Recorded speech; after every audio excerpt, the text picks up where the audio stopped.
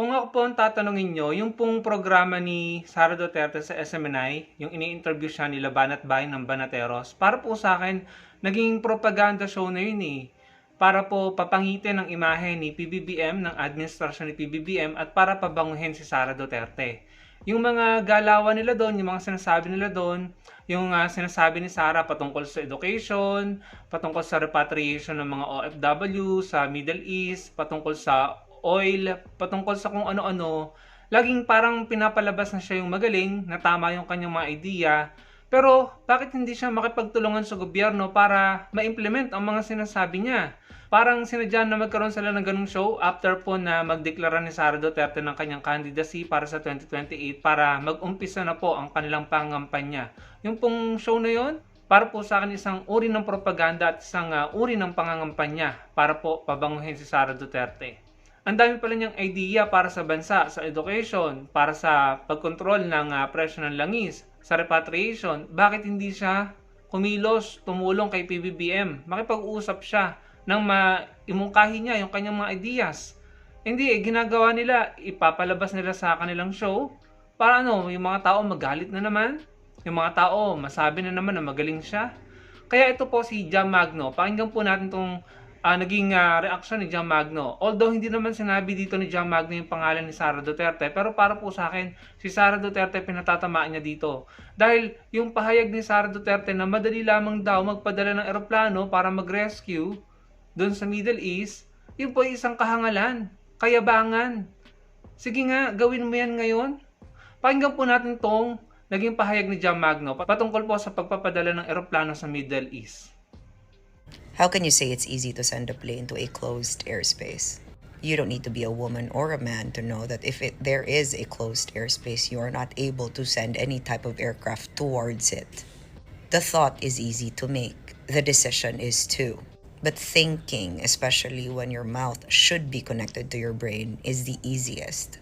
And if your mouth is not capable of processing coherent thoughts, it should be shut. Because how can you represent the Filipinas, the strong, capable, smart Filipinas, if the things that come out of your mouth is pure stupidity?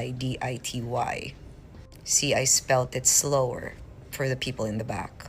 You cannot send any type of aircraft to a closed airspace.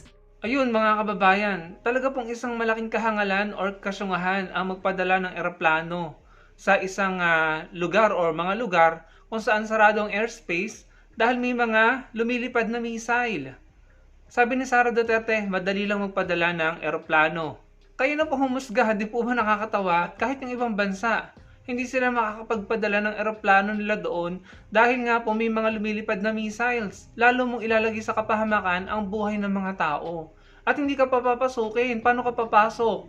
Walang eroplano ang babiyahe o lilipad papunta sa lugar na yon, sa Middle East. Kahit pa sabihin mo na marami kang eroplanong kinuha dyan para ipadala sa Middle East para mag-repatriate, walang susunod sa'yo. Dahil ipapahamak mo lalo ang buhay ng mga tao. So, parang ang dating nga po kasi is makapagmagaling lang, makapagmayabang lang, pabanguhin lang yung sarili, magbibigay ng pahayag na hindi naman pinag-isipan. Hindi po ba mga kababayan, para lamang pasamain ang imahe ng administrasyon ng PBBM, magyayabang siya, magmamagaling? Kahit siya hindi niya magagawa yan, hanggang salita lang yan. Madali kung walang gera, no? Sabi niya kasi yung halintulad niya, pandemya, na yung mga stranded daw na taga Davao City, nakuha nila from Manila to Davao City. Kung totoo man yun, kayang-kaya talagang gawin yun kasi walang gera, walang lumilipad na missile sa himpapawid. Hindi sarado ang airspace. Gawin mo yan ngayon sa Middle East. Ewan ko lang kapag tumamang isang missile sa eroplanong pinadala mo pag hindi bumagsak yan. Hindi po ba mga kababayan? So talagang hindi pinag-isipan eh.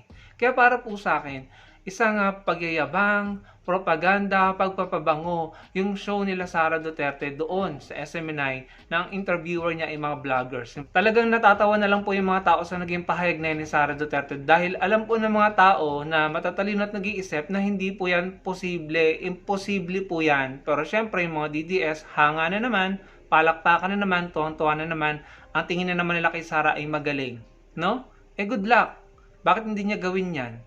Kayo po mga kababayan, ano pong masasabi niyo sa pahayag na ito ni Sara Duterte? Kaya si John Magno, although hindi niya sinabi yung pangalan ni Sara Duterte, ako po, naniniwala ako na para kay Sara Duterte yung pahayag na yan ni John Magno. Dahil talagang hindi po pinag-isipan eh. No? Tapos, gusto mo pa maging presidente ka, hindi mo pinag-iisipan yung mga gagawin mong hakbang. Hindi po ba? Kapahamakan po ang kakahinatnan ng mga Pilipino kapag ganyan. Yun lang mga kababayan. Salamat po sa panonood.